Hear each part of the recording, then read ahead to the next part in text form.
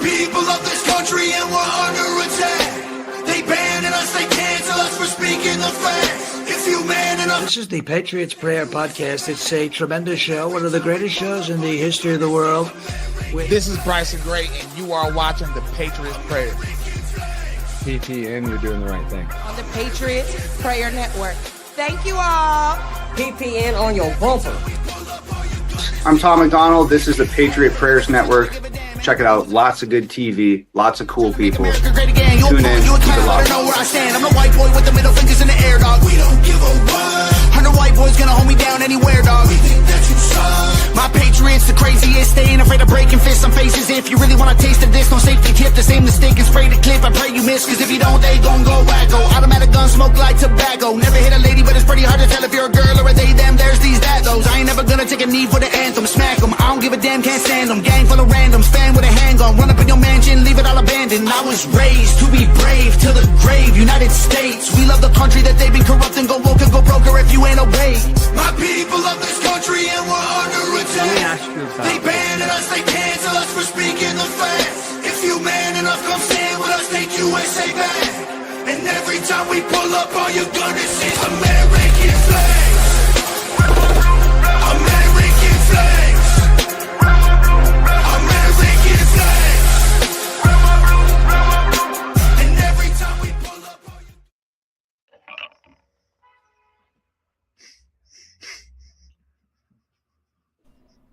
What's good, people? Welcome to the Patriots Prayer Podcast. My co-host, Maurice, and today we got Doug Adams.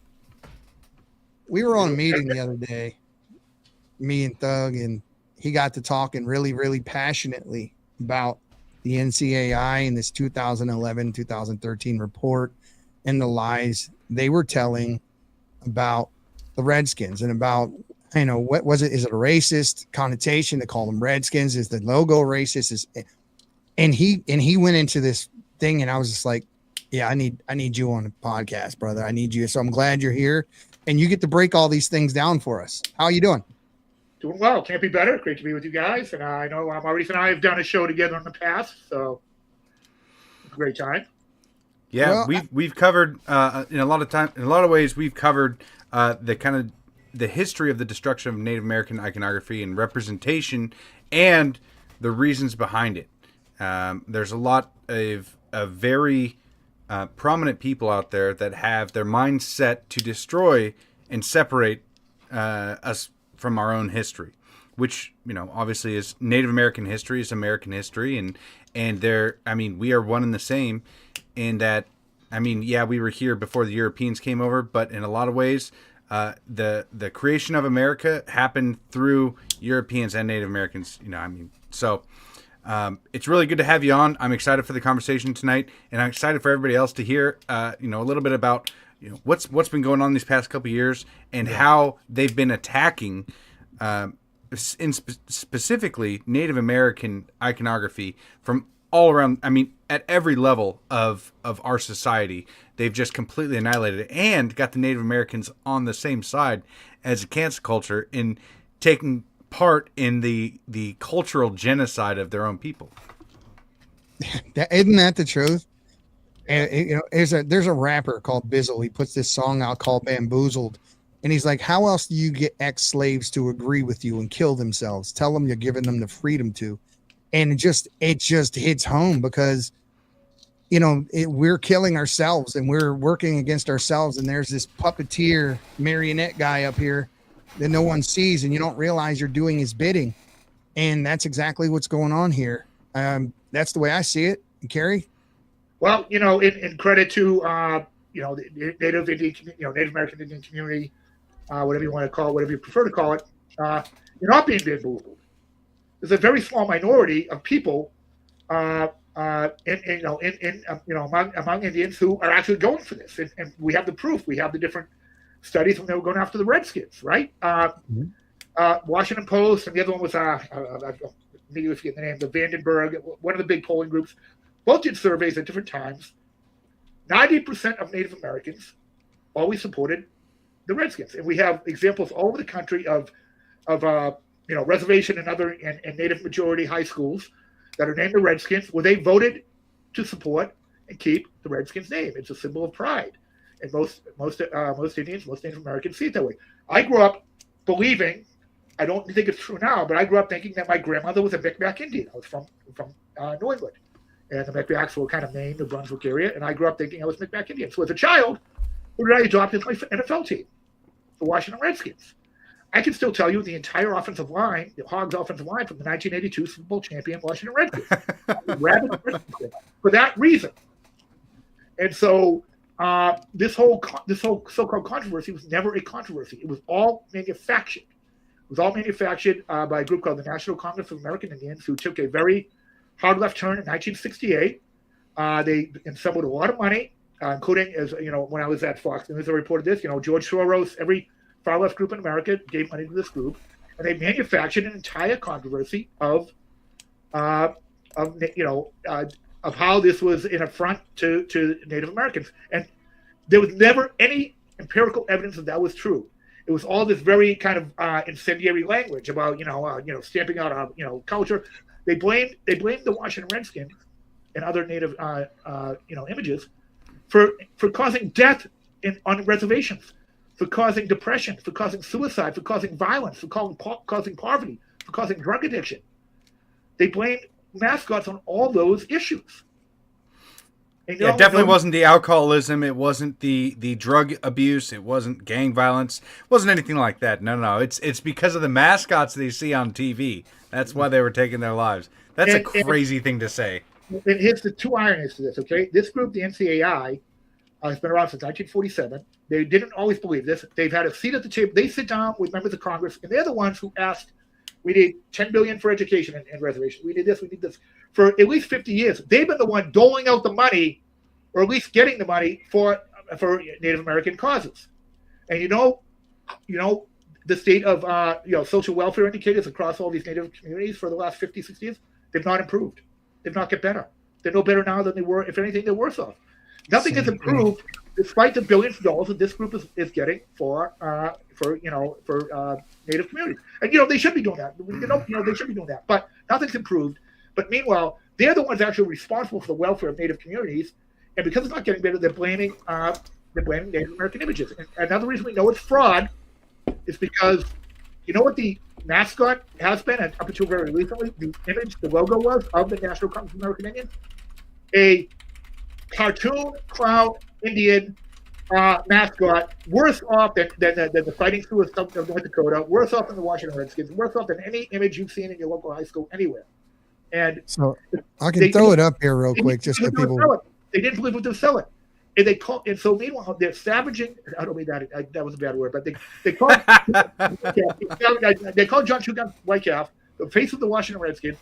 That's the NCAA logo on the right from their files. Okay. So essentially, the guys that are trying to cancel the Redskins have this logo. However, this logo is offensive. Okay, I don't know about make sense. Yeah, it doesn't make sense. They're complete fraud. They didn't believe what they were selling. They weren't buying their own, BS. And of course not. So rules for thee, not for me. And they called so here's one of the reasons we know another reason we know they were complete. They knew what they were doing. It was complete fraud, and one reason we know why. What's up, Tarek Monto? What's that? In the comments, I haven't seen that guy around in a while. What did he say?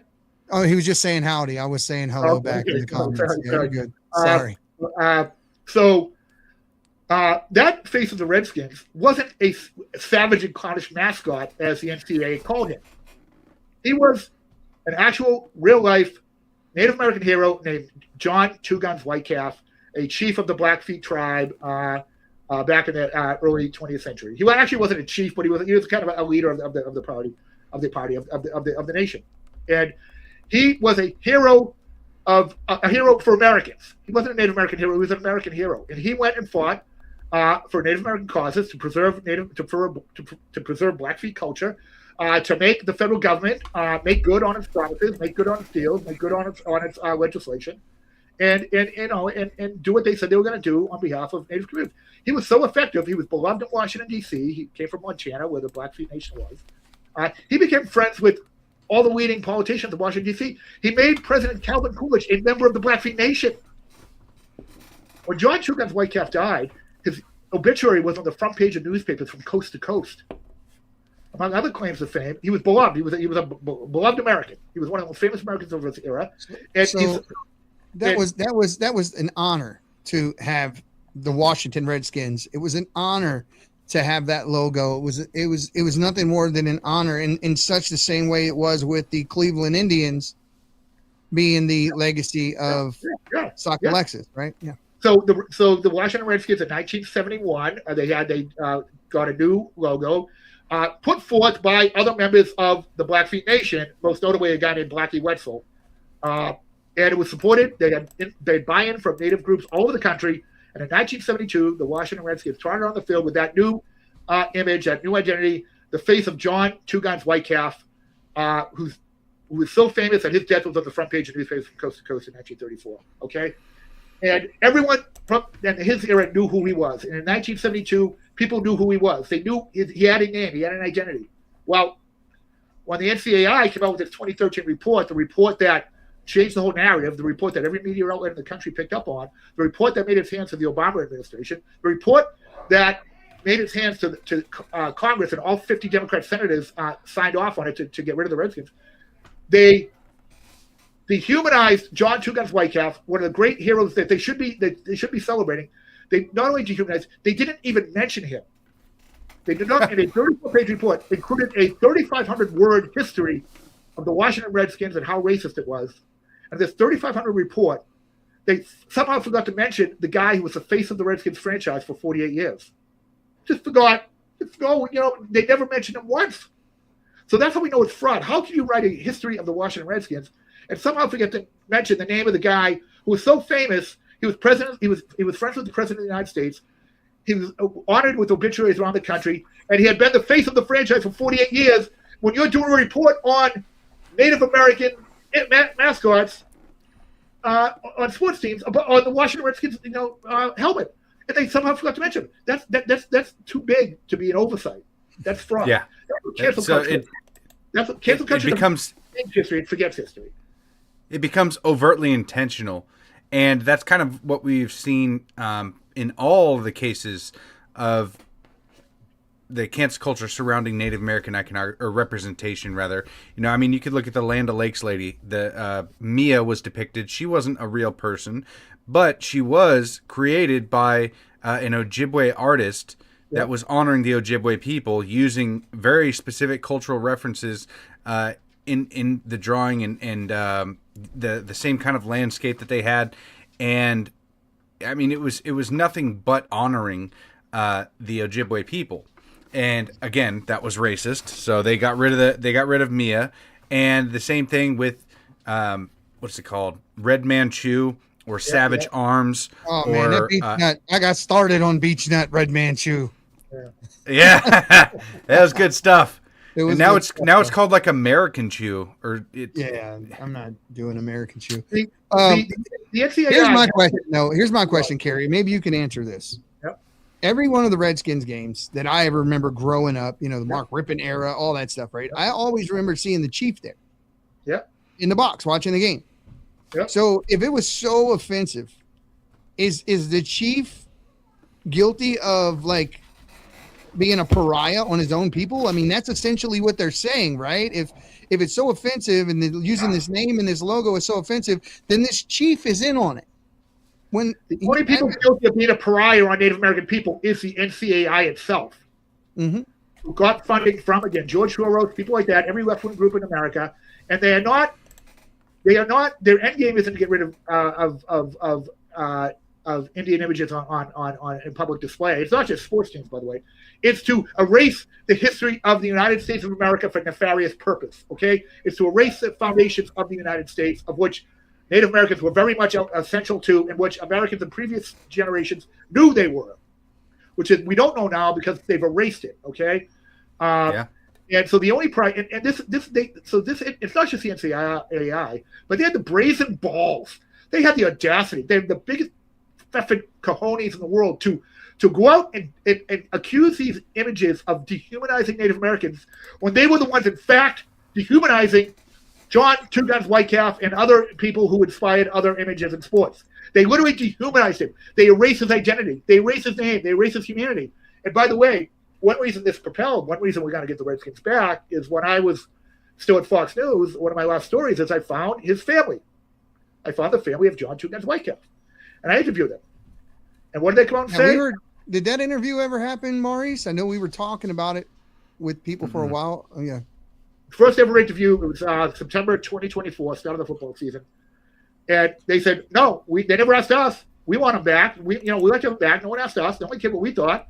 And he's a hero to us. And we're pissed they got rid of him. And they never gave us a seat at the table. They never answered our questions. They never even asked us. That story went international viral. That story was everywhere. Still today, you Google Whitecalf family, that story is everywhere. There was one of all the, ended up everywhere. There was a rap site I found on Instagram, a rap Instagram account with like 35 million followers. They did a survey. What should the Redskins be called? The Redskins or the Commanders? 97% of their followers said Redskins. And there was 300,000 responses. I don't understand why the left is doubling down on woke. They have done it at every turn. It doesn't matter what the issue is. They continue to double down on this woke stuff. The people don't want it, but it seems like there's a lot of outside money. A lot of outside money coming in to do this. But that's where we kind of turned the table because it embarrassed them because there's no way now. They've been silent. The NCAA has been totally silent since that story came out. There's no way they can come out and say this is offensive to Native Americans when everyone who ever read that story, anyone who's involved in it, knows that the family supports it. And they know that 90% of Native Americans in study after study supported the Redskins. And here's how the media was complicit, okay? I was covering the NFL at the time. I was a very prominent NFL statistician. I invented 22 Stats. I had this very popular site, Cold Hard Football Facts. I worked with NFL Films. I wrote for the Sports Illustrated. And in 2013, I was covering the NFL. And all of a sudden, in the space of 1 week, everyone was talking about how the Redskins are offensive. Peter King from Sports Illustrated, who was a big columnist at the time, who got me my job at Sports Illustrated. Bob Costas, during a Monday Night Football game, rant on TV. The Associated Press, everyone came out with these reports one after the other on how it's an offensive name. And I was wondering why at the time. And I didn't know why. But I know it all didn't sound right. So I started looking into the history of the Redskins. And I found the real reason they were called the Redskins. We'll get into that in a minute. But all of a sudden, everyone came out against the Redskins, lock, stock, and barrel. There was no room there was no wiggle room. And I always wondered why. Well, it turns out that was the week the NCAI came out with that volatile report against Native American images in October 2013, and the media went for hook, line, and sinker, and nobody ever questioned it except one person. And it went and knew it. And here's how bad it was. Right at that time, the Associated Press, a week or two after the report came out, and the report wasn't publicized, but everyone had the same story. Okay, the report wasn't publicized. Nobody said we got this story from the NCAI, but they all had the same story. Okay, and that's why I couldn't find it. That's why I couldn't find where it came from at the time because it wasn't anywhere. But the Associated Press came out with this story under the headline, "No consensus among Indians on Redskins' name." No consensus among Native Americans on Redskins' name. Well, if you read that story, you saw that headline, you'd think, oh, they're split on it. Then on paragraph 6, 90% of Native Americans support the Redskins. That means there is fucking consensus. There is consensus. There's plenty of consensus. There's always been consensus. And that was from that Washington Post survey they quoted, echoed a survey from a few years earlier by, and again, I can't remember, I'm embarrassed I can't remember the name, but a big pollster that had the same result, 90%, 2 surveys years apart, different methodology, but they didn't like it, so they literally rewrote the story under the headline, "No consensus among American Indians." Well, that was the Associated Press. That's a China story. That was picked up in every newspaper from coast to coast. And if you Google that today, right now, "No consensus among Indians." I'm looking at it. I'm looking at it right now as we're talking. Everywhere. So that was the story. And here's what I found. So I sat there, my bullshit meter comes up because I pick up bullshit when everyone's saying the same thing. And when you look at that, the obvious question is, well, what is the origin of the Redskins? What is it? Who is that on the helmet? I didn't know. And I was a very prominent NFL reporter, and I covered NFL history. I was like the NFL historian in America, the NFL stat guy, all over the country. And I didn't know that origin story. So what did I want to know immediately? How did they get their name? Well, here's how they got their name originally. The Redskins were originally named the Boston Braves after the Boston baseball Braves. They were first the Boston Braves. They started in 1932 in Boston. And in the tradition of the era, they named themselves after the local baseball team. The Pittsburgh Steelers were first called the Pittsburgh Pirates, playing the home of the Pittsburgh Pirates baseball team. It was the Cleveland Spiders back in those days. They had a lot of weird names, and the teams were named crazy things. Yeah, but in a lot of times, the new NFL team was named after the baseball team. The San Francisco Giants were originally the New York Giants football team. Yep. Originally the New York Giants, but the New York baseball Giants were been around a long time. When the New York football Giants came to town, they played in the same stadium. They called the same name. That's how the New York football Giants got the name. Well, in the years of like the Brooklyn Dodgers. Yeah. They went on to become the LA Dodgers. But if there was an NFL team in Brooklyn, they would have been called the Brooklyn Dodgers at the time. Okay, so how the Boston Braves, baseball Braves, got their name in 1912 is a guy from New York, a member of Tammany Hall. You might have remembered Tammany Hall from your high school civics class. Tammany Hall was this big political organization in New York. A member of Tammany Hall bought the baseball team, the National League team in Boston, and renamed it the Boston Braves and gave it an image of King Tammany, the Lenny Lenape chief, who was idolized in the era of the American Revolution as the patron saint of America. Look up Lenny Lenape, King Tammany, Chief Tammany. He was celebrated every May 1st with King Tammany Day. John Adams wrote about it. George Washington wrote about it. The men who fought at Valley Forge on May 1st, when they survived Valley Forge, celebrated King Tammany Day on May 1st with great mirth and jollity, according to one of the diaries of one of the officers right there. So it says here, May 1st, King Tammany Day. King Tammany Day, also known as Saint Tammany Day, is celebrated on May 1st each year. This is to honor Chief Tamadin and the Lenny, I want to say that last name, Lenny Lenape, who played a crucial role in establishing the peaceable relations between the Lenape and nation and the English settlers in Pennsylvania. He was the most beloved. He was one of the most beloved Americans among the era that won the American Revolution. I knew I had him on here for a reason. When I heard him talking, brother, I was like, I got to have this guy on. The American soldiers, American troops so it wasn't in New England, it was in the Mid-Atlantic where he was celebrated, because that's what John Adams, when he came down from Boston, wrote back to his wife in Boston, hey, today's King Tammany Day. They've sainted him and keep his day. From John Adams, May 1st, 1778, okay? U.S. troops, colonial troops, literally fought under his banner, fought under the banner of King Tammany. And that tradition carried on in the U.S. military. If you go to Gettysburg today, there's a statue of King Tammany over the troops of the 42nd New York Regiment, the Tammany Regiment, who fought and died at Gettysburg to liberate the slaves. King Tammany's statue is over the Battle of Gettysburg. King Tammany, his statue is at the U.S. Naval Academy today.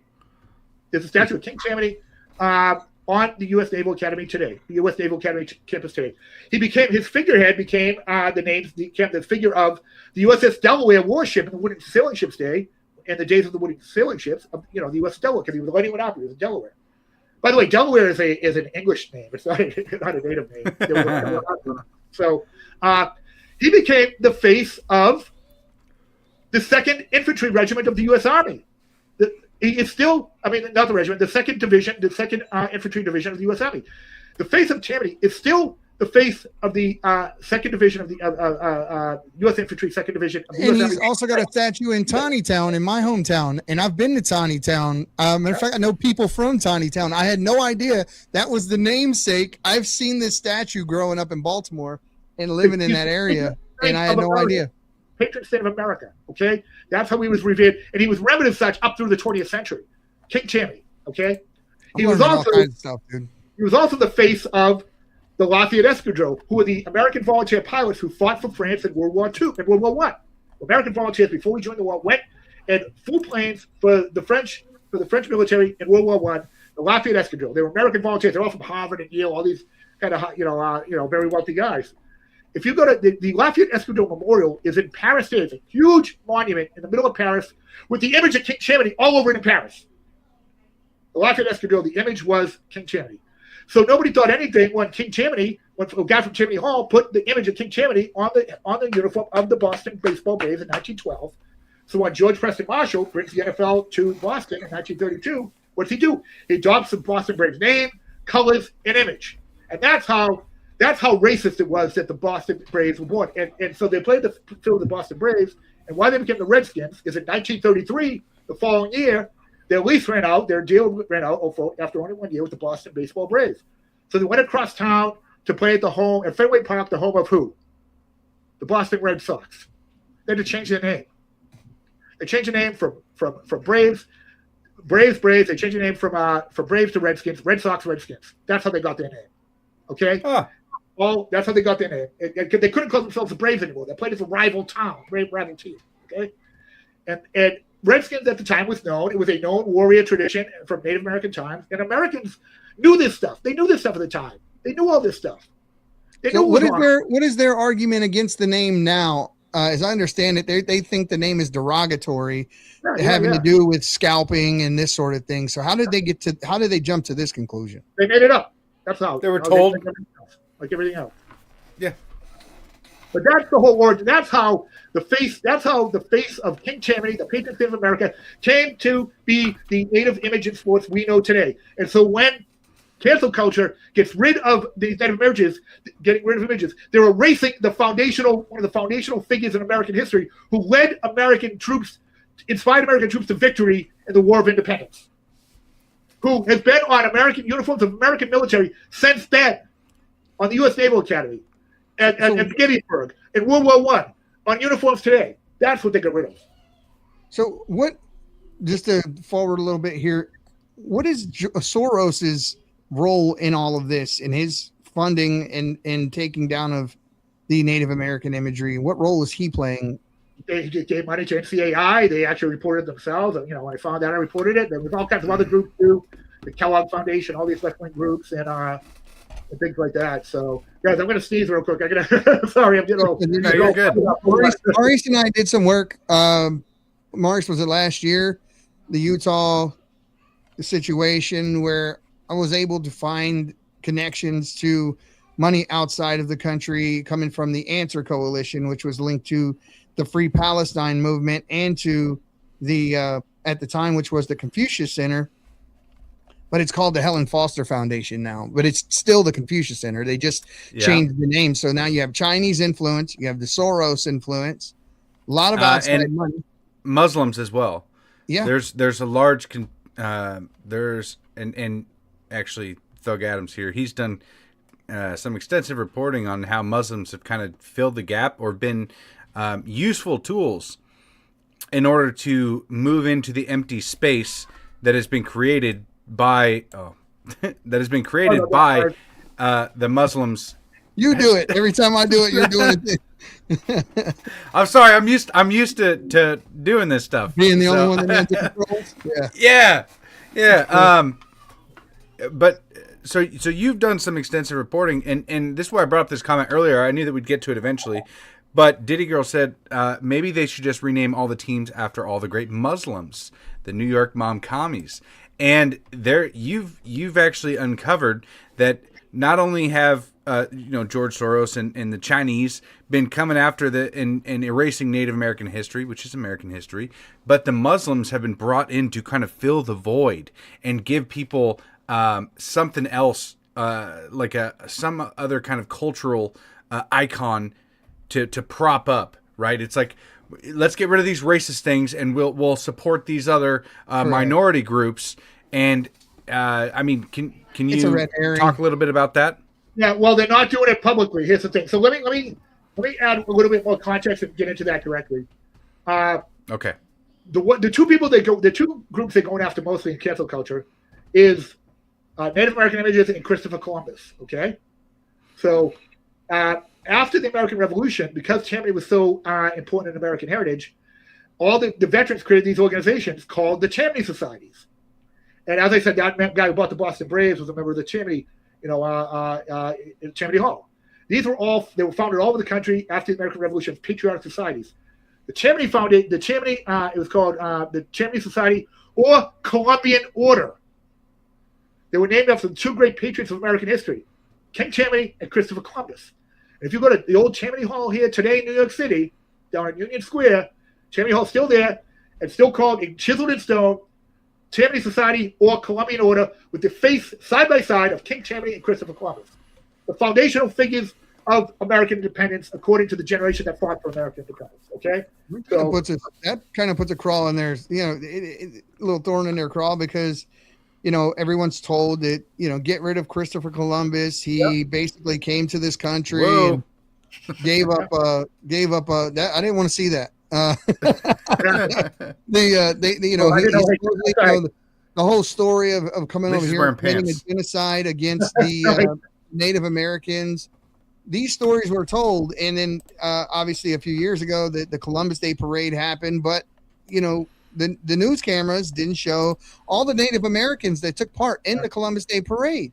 Yeah. So kind of, they're silencing us every which way they possibly can to get rid of, once again, Native American culture, real history. And it doesn't stop at just a Native American history. It's American history as a whole. And I just don't know where they expect it to end up with the final. I have the end game for you. I have the end game. So we all know. So Minnesota got this new flag a year and a half ago, right? This and everyone says it looks like the Somali flag. Tim Walz famously replaced it and called the old one racist. Yeah. Yeah. So because it had what it had on it, had an Indian, okay, and that was their reason to get rid of the Minnesota flag, and they replaced it with this weird looking flag, this two-tone blue flag with this star on it. Everyone says it looks like the Somali flag. It looks exactly like the Somalian flag. That's not the story. That's the deception. That's the deception. It's not the color; it's a symbol on that flag. Mm-hmm. That symbol is an 8-point star that's never appeared before on an American state. It's a Muslim symbol. It's not a Muslim symbol. It's the singular symbol of testament of faith in Islamic culture. Mm-hmm. It's an 8-point star. It represents the throne of Allah. Its importance comes straight from the Quran, 69:17 of the Quran, which says that Allah's throne will be carried by 8 angels on Judgment Day. So that symbol, at the same time Minnesota adopted it, Utah adopted a new flag at the same time. And guess what that had on it? The same 8-point star that had never appeared before on a U.S. state flag. Now, they got caught lying about it. The lieutenant governor of Utah said, it represents the 8 tribes of Israel. 8 tribes of Utah. Well, you know who got mad about that?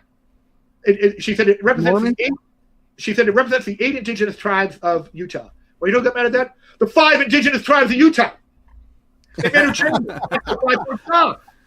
They got caught. But what are the odds that 2 states, 1,000 miles apart, at the same time, in different processes, from a combined 10,000 submissions, public submissions, would end up with the same symbol never before seen on a U.S. state flag? Yeah, me and Maurice actually interviewed the state chair for Minnesota, the only Republican state chair of Minnesota, who talked about this in detail, about these unelected committees that were put together by the states, unnamed people in the back room, decided for the people, this is going to be your new flag. You have no say in it. And she was very passionate about it. Was it Donna Bergstrom? Yes, that's exactly right. She was one of my original sources on this. But she called this, she's a former Marine Corps intelligence officer. She calls this a threat to national security. And here's why. So in Minnesota's case, they all cooked the books. In Minnesota's case, they announced one flag was a winner with a random 8-point star that's supposed to look like the Minnesota North Star, and they literally bait and switched it in a public. We have it on camera from the Associated Press photos. They bait and switched it and pulled out the winning flag and raised a different flag with that Islamic 8-point star. That same star appears on the flag of Azerbaijan, the flag of the Ottoman Empire, the flag of the old Saudi Empire, the flag of the Organization of Turkic States. It appears on the historical, I think, the Saudi Empire. It appears on the flag of the city of Tehran, Iran. That's the symbol on their flag. And it appears on the flag of the Iran Ministry of Intelligence, their spy agency. What are the odds that 2 states at the same time would adopt a flag with a new symbol never before seen in American culture that appears on the flag of the Iranian spy agency? And it's not a coincidence. It's hold on, it's not just Utah. Massachusetts is about to adopt a new flag. And they're down to the final 3. And what do you think's on one of those final 3 flags? Another 8-point star. And not only that, before they even had a flag committee, I said Massachusetts is going to pick this particular flag. I have it all in writing document. And one of the 3 finalists among how many thousand submissions is one of those 3 flags that existed before they even had a committee. Okay? That's going to be 3 states in a row adopting a flag with a symbol never before seen on a U.S. state flag that just happens to be the most treasured symbol of Islam. Mosque in Islam and Islamic culture are in that shape, are in an 8-point star shape. Okay? That's how they're shaped. It's on, if you go to the Muslim American Society, okay, you know what their logo is on their website and their Instagram? It's that 8-point star. If you go to the @Muslim on Instagram or their website, that symbol, that 8-point star is their symbol. It's also on 42 new or proposed new flags of cities and states around the United States of America. And I have them all. You know what's crazy is and nobody will report the story. The mainstream media will not report the story. I know because here's the thing that it's famously known that there are 4 horsemen of the apocalypse, and they're white, black, red, and green. Also, every Muslim country, all their flags are white, black, red, and green. The symbology is just overwhelming to know that this affront on Western culture from the Muslim countries is very biblical, and it's very telling to the American people that we are under assault, and we're under assault from within. When Donald Trump said the enemy within, he wasn't joking. It wasn't just a catchphrase. And as they're taking down these symbols, the imagery, the history behind the Native American culture, this is an assault on American culture. You think that it's just a little thing. They went after the Redskins. They went after Chief Wahoo. They went after the Land of Lakes Butter. Did you say her name was Mia? I didn't know that. But, these things are, they make them seem little.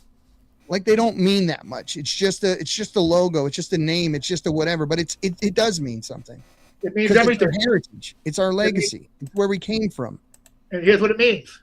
Okay. Jihad is not being fought. Jihad is not being fought with weapons. Obviously we should be concerned about terror attacks and that. There's no way in the world terrorists can destroy the United States of America with weapons. Okay. They know that. We know that. It's not possible. Okay. It's not going to happen. So they have to use other means, just like Sun Tzu said. Don't fight with weapons if you don't have to. So if you read the Hamas Covenant of 1988, it makes 9 calls to its followers to raise the banner of jihad. It is called the banner of jihad, a flag of Allah over its enemies. 9 times. Okay. It also says that jihad does not need to be fought with weapons or confrontation. It can be fought with good faith and symbolism. Raising images of Islamic art to inspire the weary warriors. Jihad is symbolic. It is a symbolic takeover. They literally took over American states and dozens of U.S. cities without firing a shot. They're normalizing their culture. And every jihad they said, we won. We conquered that. They have the state of Galmaduck now, they're calling it.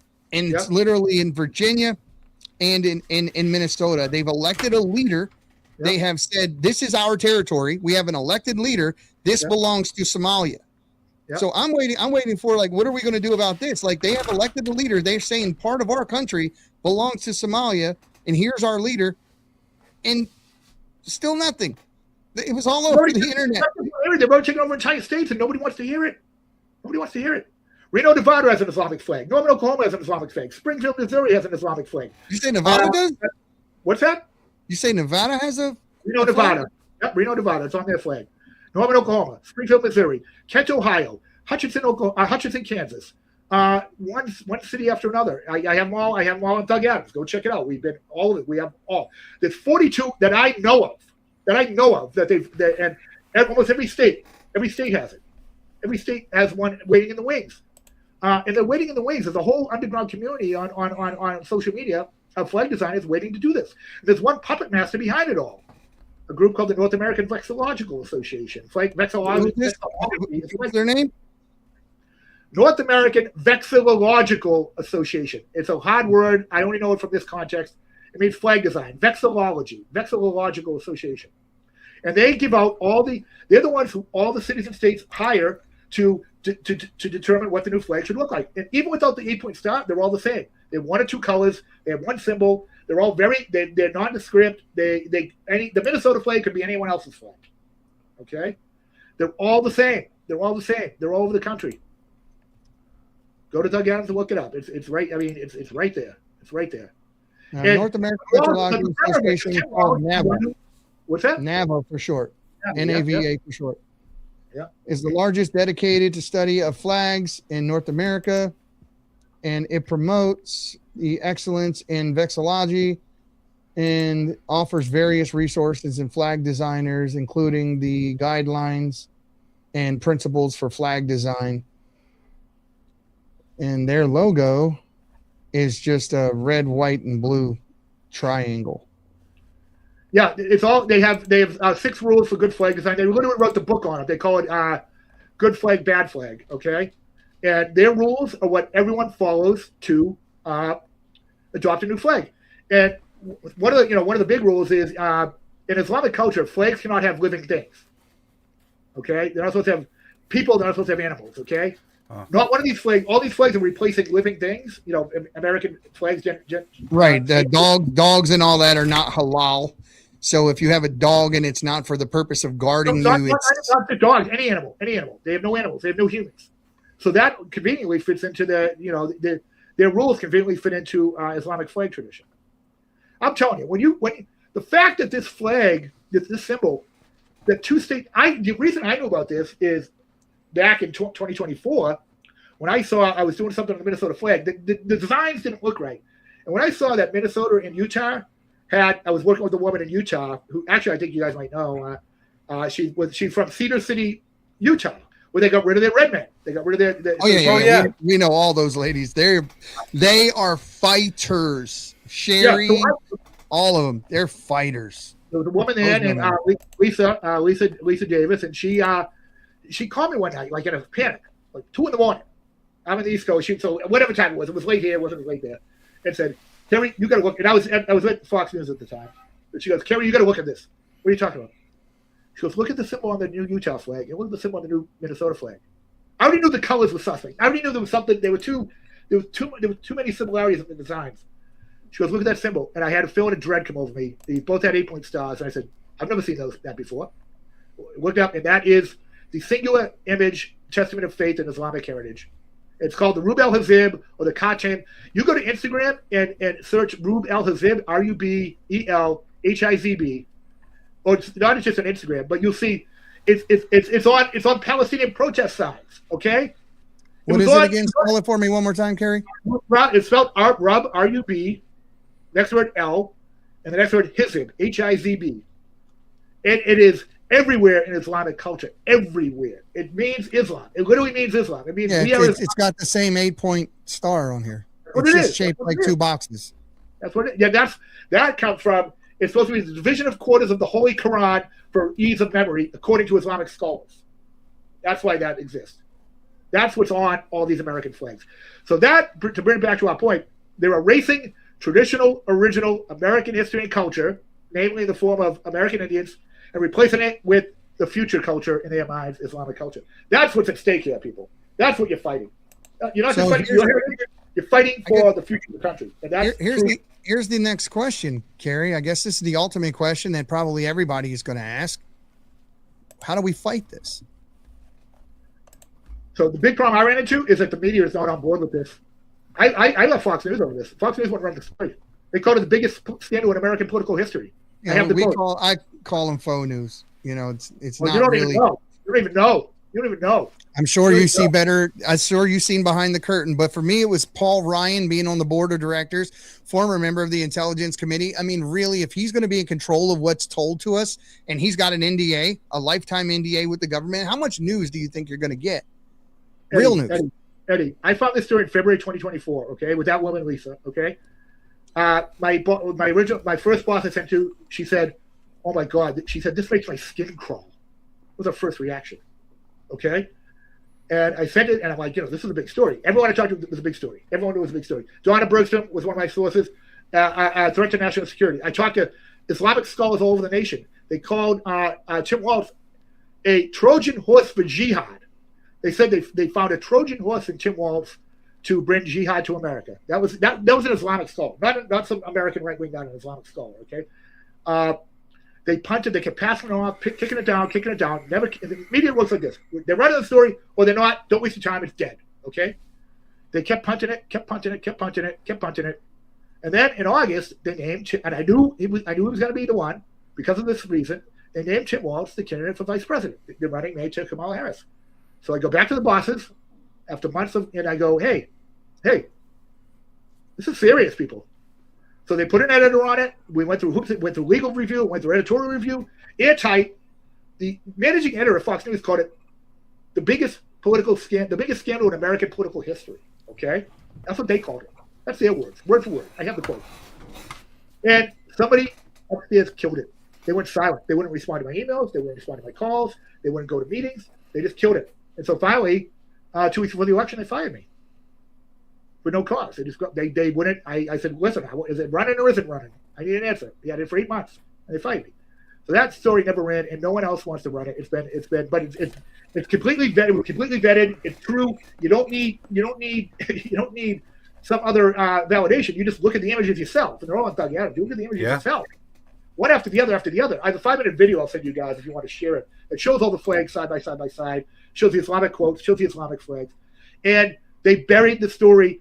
And they knew it was going to help Trump and destroy the Harris campaign. And Fox News itself would have been red meat for its readers. They knew it would have went viral. Would have been red meat for its audience. And they killed a story that alleged jihad in America involving the vice candidate for vice president of the United States of America. And that's what happened. He was embroiled in more stuff. I mean, you heard the whole thing. He lied about the Tiananmen Square and being present at the time.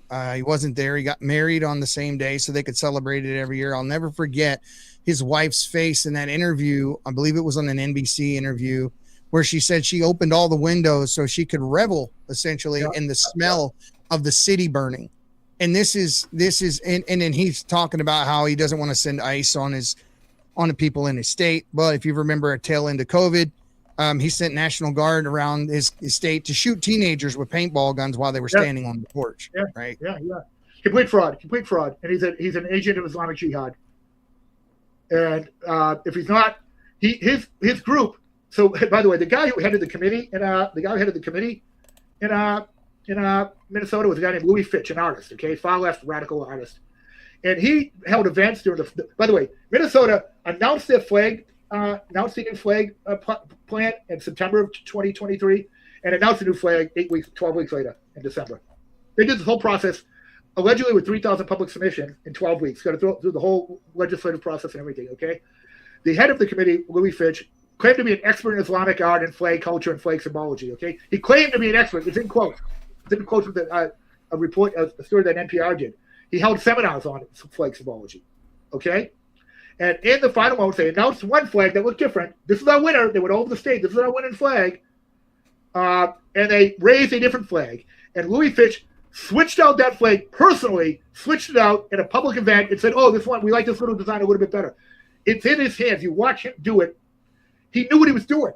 He bait and switch it. He's an expert, a self-proclaimed expert in flag symbology, okay? And he changed it himself from a Minnesota North Star to an Islamic 8-point Rub al-Hazib star himself. Is that a coincidence? No. None of it's a coincidence. No. By the way, Utah. So the guy who designed the Minnesota flag is an open anti-Semite who, he calls for the destruction of Israel on his Instagram page, from the river to the sea. In Utah got 7,000 public submissions, okay? And they ended up through that entire process picking a flag that was presented by a flag designer at a Utah State University presentation, a TED Talk at Utah State University, a year before they even had a new flag built. And it was his flag. It was his design. And they picked it out of the 7,000 public submissions, and they just added the 8-point star. And he was such an anti-Semite, he sells flags and he designs flags. He refuses, it's his words, refuses to sell the flag of Israel on his website, but he will sell the flag of Palestine. And he's the one who designed the Utah flag. Okay? Massachusetts, okay, their flag, their flag likely to be the new flag, their design with the 8-point star, existed also before they had a flag committee.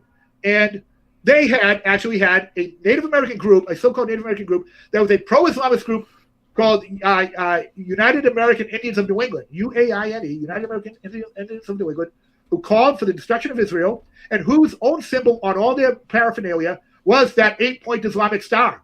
And they're the ones who led the flag design seminars for the state of Massachusetts. You think that's a coincidence? This is all cooked. It's all rigged. I have it top to bottom. and the media is afraid of it. They're afraid to So report it. you tried to raise awareness while you were at Fox News about these subjects. Can you talk about what kind of resistance you were met with at Fox News when trying to raise awareness? The executives wouldn't talk to me. Beyond the managing editor who called it the biggest political scandal in American history, they wouldn't talk to me. They punted for 8 months. In the journalism, you either have a story and they got to look into it, or you don't. Don't waste your time, kill it. They kicked us down the road. They punted for 8 months. 8 months they had me back and forth working on this. And almost all of it I did on my own time because it wasn't part of my daily duties. But I kept coming back, hey, I get more. And they wouldn't, nobody, and hey, who's looked at this? And this was the type of story that the big wigs would have had to sign off on it, right? Not one of them ever responded at all for 8 months until they fired me. How much being in the press, being at one of the larger national networks, how much in your estimation of what they know is true versus what they tell us? What is the chasm between the two? There's a lot. There's a lot they know that they won't say. There's a lot because I go against. I don't write what everyone else writes, right? I mean, if you look at a story, that's evident. That is very evident from talking to you. If you look at a story, extremely evident, bro. Here's how media works today. I'll tell you how it works. Okay, I'll tell you how it works. Everyone knows what's trending on the internet by Google Trends, right? So you know what's hot, you know what's getting hot. They want you to come in the morning, see what headlines are trending on Google, and write a story with that headline in it. That's what they want. They want to get the clicks. And to that respect, honestly, you kind of have to blame the consumer because they're giving people what they want, what they're clicking on, right? But anything that goes against the grain, anything that goes against the grain, the editors don't want to because they don't want to, they don't want to go against the trends. They don't want to put their neck on the line, and they just want to go on to get on. So they know all kinds of stuff. They won't report. Before the show started, we were talking about the complacency in a lot of people, and I think that's actually one of the reasons why I found popularity in the space of like X, right? Is because I was one of the only Native Americans speaking up for this stuff. I mean, they're what they saw on social media were the influencers that were put there, the Native influencers that were basically put there to push along the narrative that all these symbols are racist and everything like this, and that America's on stolen land, which is a lie that they're still saying today. It's crazy, but there's too many people that are willing to just sit idly by and watch all of this happen and this destruction take place. And now it almost feels like they like just nobody cares. I mean, they'd rather read a clickbait headline about, I mean, who knows what people read every day, but victimization. The media puts it out every day, and they'd rather do that than actually investigate. How did the Redskins get their name? Why is there an 8-point star? This is new. I don't remember seeing this on any of America's flags ever before. What is the 8-point star? None of those questions ever come to mind. They're just like, Seahawks, won the Super Bowl, so life is good. The guy with the Green Lantern. You see this? Go on. The guy with the Green Lantern icon for his name on YouTube says, "It's the Commanders. Quit obsessing over the Redskins name. I'm more offended." He forgot by. Your English is a little screwed up. Donald Trump, and than the Washington D.C. football stadium himself, bro. This is the kind of situation. This is why I kind of like the TikTok forum, because I would bring a guy like him up and embarrass him, but. And I bet you here's a guy, it's probably a white liberal that has no actual skin in the game whatsoever, who believes the headlines without doing any of the research. And what we're talking about here is so much bigger than the Redskins name itself. This is a symptom of a much larger problem that eats away at the patriotism and at the fact that our national identity as a country is being ripped away from us and handed to other countries. And on purpose. But that doesn't offend you, Snowflake. I can't stand these people. The public is part of the. I don't want to let people off the hook. I would do if I did I remember at the New York Post specifically when I was there. I would do a big story that a news that had repercussions that we went out and investigated that affected the 8.5 million people who lived in New York City. And you know what people clicked on that day? The story about Kim Kardashian's new ass lift. It was nice. I'm not even I kidding. get you. But there is this thing. It's called the Kardashian coochie curse. Whoever dates these people goes insane. Yeah, it's a fact, bro. Yeah. Look at Kanye. Look at everybody they've touched, every basketball star, everybody they've just leave a wake of dudes in their way on lithium and how. You know, I'm pretty sure Joe Rogan. I don't know if you saw Joe Rogan's bit on the Kardashians, where he basically like turned into a demon during his bit. I'm pretty sure he was onto something there. Because there's a lot of that going on where it's like they turned Bruce Jenner into a girl. Come on, bro. I'm trying to reach Rogan. Rogan needs to have this story. You know what I mean? Like, there's nobody surviving the Kardashians, bro. Yeah. Nobody survives the Kardashians. Yeah, somebody reach out to Joe Rogan. Get Thug Adams on, because I mean I think you'd do really well in there. What a well, and you would literally blow his mind. It's mind blowing. I found this out. Like I didn't. This never occurred to me. Like I never thought this was possible. But you do a little. All it takes is a little intellectual curiosity. It all began in 2013 when I was covering the NFL. Why is the Reds? Why is it? Who is that guy in the Redskins helmet? That's all I wanted. And within hours, I connected it all to King Tammany of the Patriots State of America. It didn't even take hours. It took it didn't take that long. Nobody thought to look into it. Nobody in 2013. Reporting media, they just parroted what they were told. It didn't occur to anybody to you hit the nail on the head, though. First of all, you lost them at the word intellectual. Secondly, you're talking about research. They are headline babies. Whatever I've literally debated people where their only proof was a Facebook meme. So this is the generation that we live in. They got attention spans that are about 60 seconds long. They know nothing about American history. They push for socialism. They want everything free. This is what we're up against. I don't believe that they're. Hold on. I don't believe that their attention spans are that short. I think that they are willfully blind to a lot of this stuff, so they can indulge themselves in whatever degenerate bullshit has been shoved in their face and down their throat for their entire lives. It's willful blindness to what's actually true and good, so they can continue.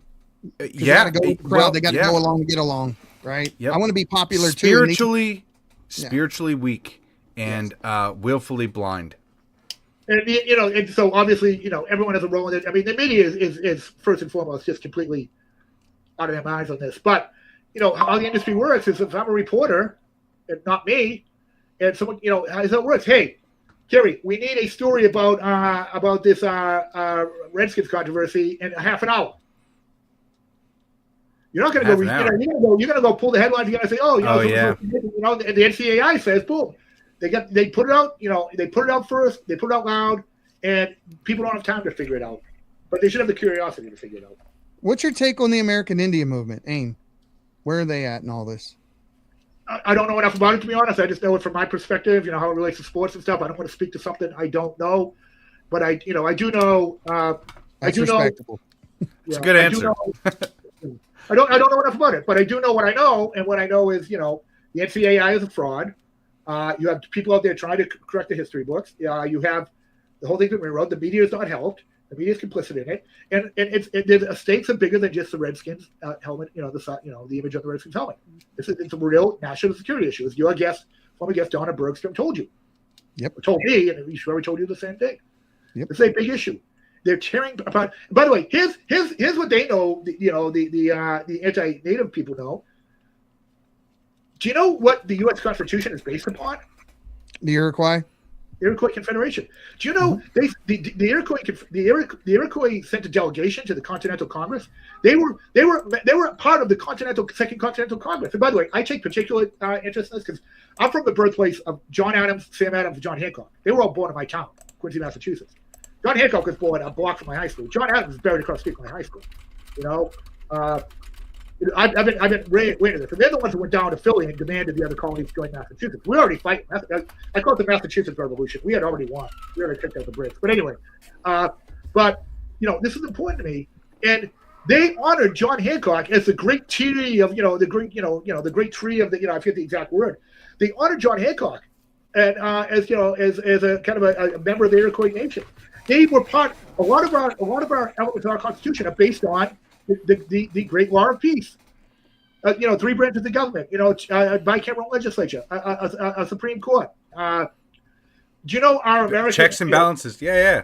All come from the Iroquois Confederation, a federal government, a federal union of different nations, where each nation had its own rights, but also had communal, federal rights. Representatives that would go into a meeting and they met and came to a conclusion where it wasn't a pure democracy. Yeah, they actually had an established government where the founding fathers could actually look and say, okay, these are the things that worked, and it helped inspire them to create the checks and balances and three branches of government in our Constitution.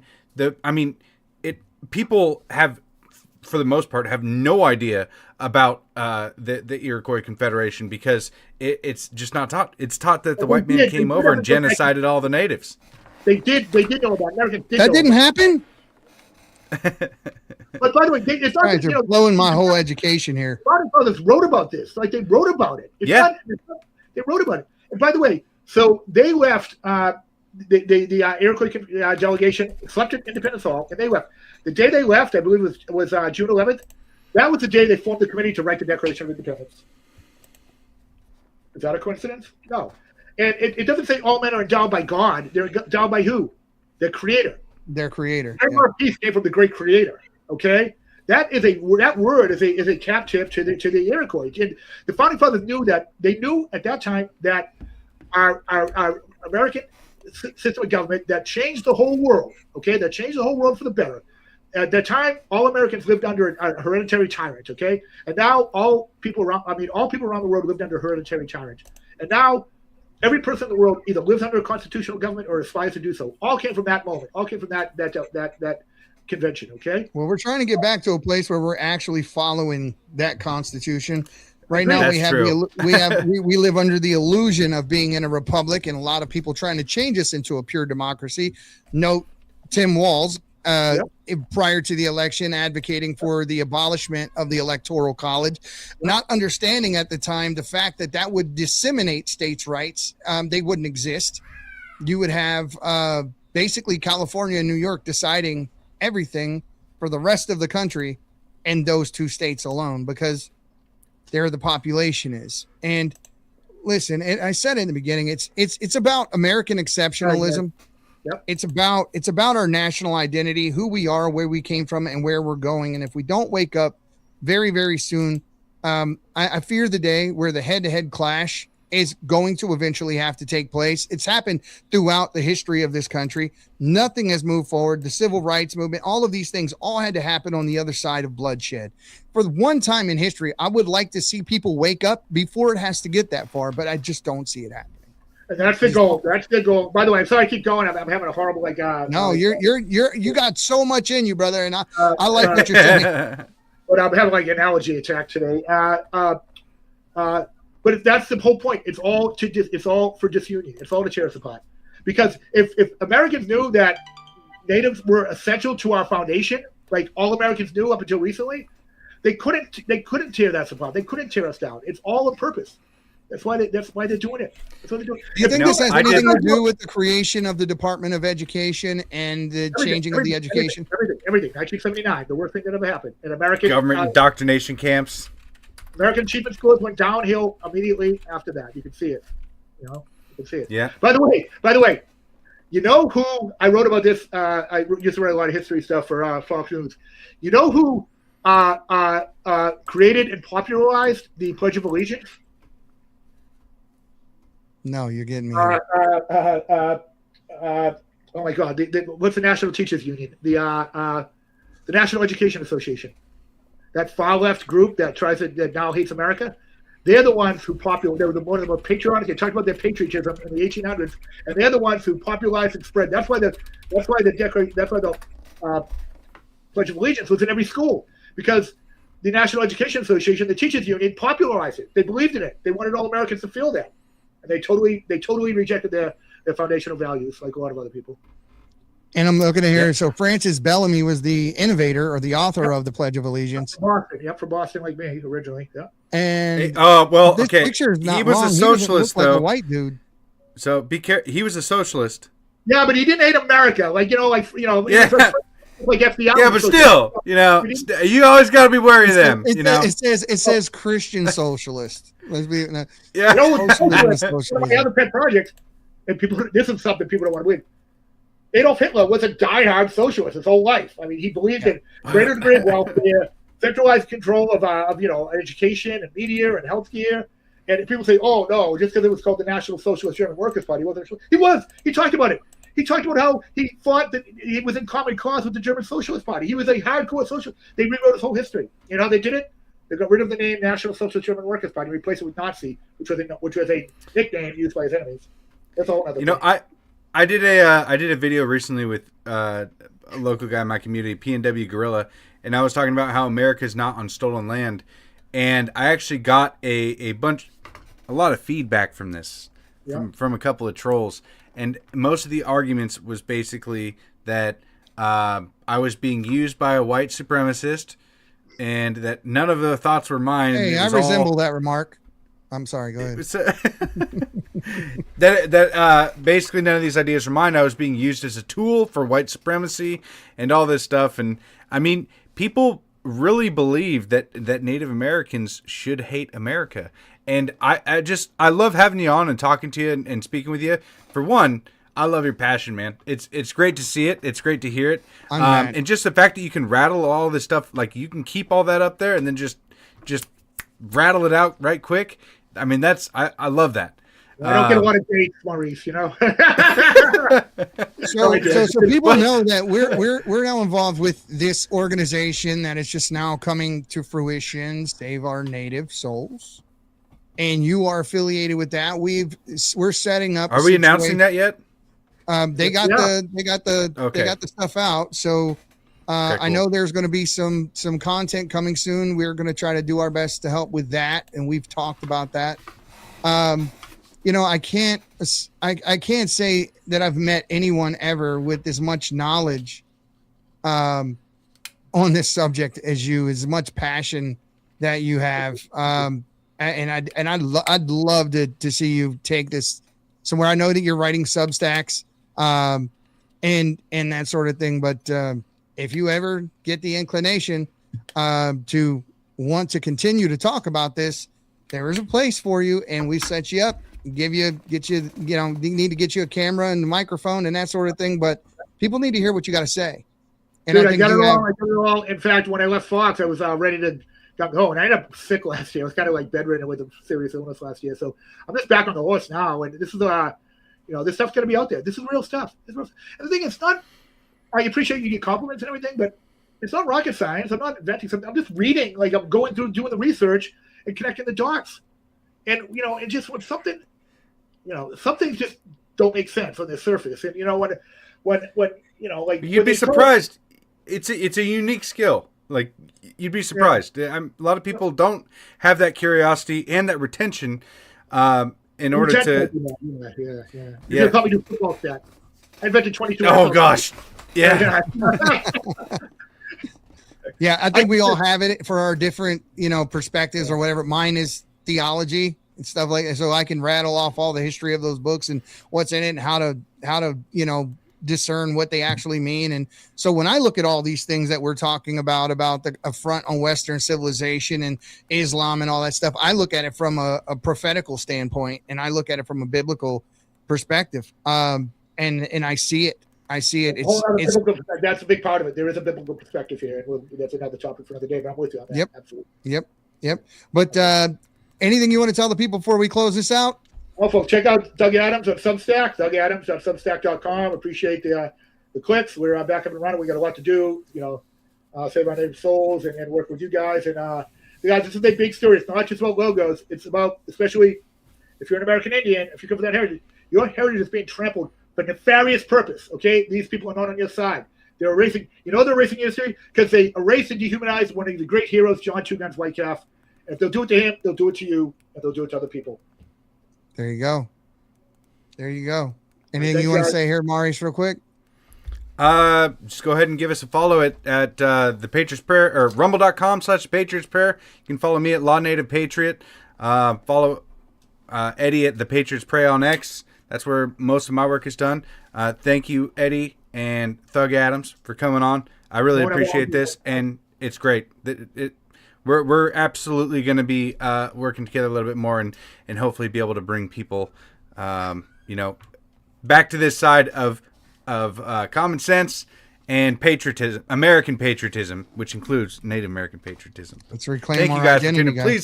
Please share this podcast as well, because X is actually doing a weird thing and not really streaming it out on X like it usually does. So if you guys can, please share it out and help us spread the word. Yeah, I guarantee you haven't heard this much about the Redskins anywhere else. I promise you, because I haven't. Yeah. And we've been doing this for a while. A long time. As usual, the silent majority need to stop being silent and stand your ground. The evil never retreats willingly. It must be beaten back. Guys, stay safe and stay American. See you soon. My people of this country, and we're under attack. They banning us, they cancel us for speaking the facts. If you man enough. This is the Patriots Prayer Podcast. It's a tremendous show, one of the greatest shows in the history of the world. This is Bryson Gray, and you are watching the Patriots Prayer. PTN, you're doing the right thing. On the Patriots Prayer Network. Thank you all. PPN on your bumper. I'm Tom McDonald. This is the Patriot Prayers Network.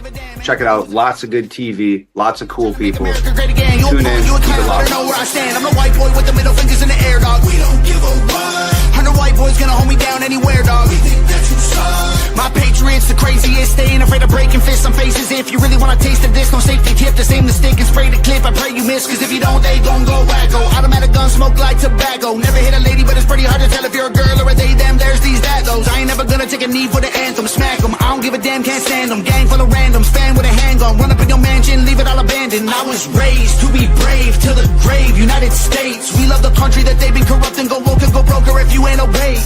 My people of this country, and we're under attack. They banning us, they cancel us for speaking the facts. If you man enough, come stand with us, take USA back. And every time we pull up, all you're gonna see is American flag.